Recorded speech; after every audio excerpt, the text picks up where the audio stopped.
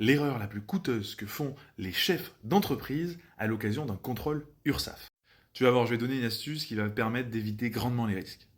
Souvent, les chefs d'entreprise, pour éviter des dépenses, qu'est-ce qu'ils font?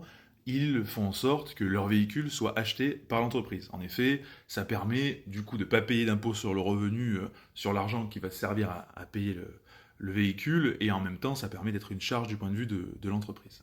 Du coup, ils se servent au quotidien de ce véhicule d'entreprise, et souvent à des fins personnelles. Et ça, malheureusement, pour l'URSSAF, c'est considéré comme étant un avantage en nature.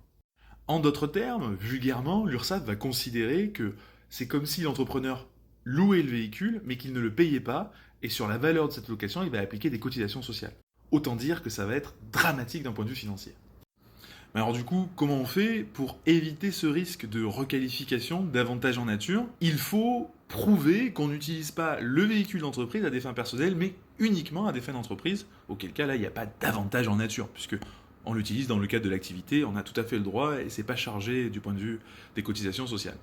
Et pour prouver ça, il n'y a pas 36 solutions en réalité. Il faut, à minima, avoir un véhicule à son nom. En effet, en ayant un véhicule à son nom, lorsque l'inspecteur nous dit comment vous faites-vous pour vous déplacer, j'utilise ce véhicule.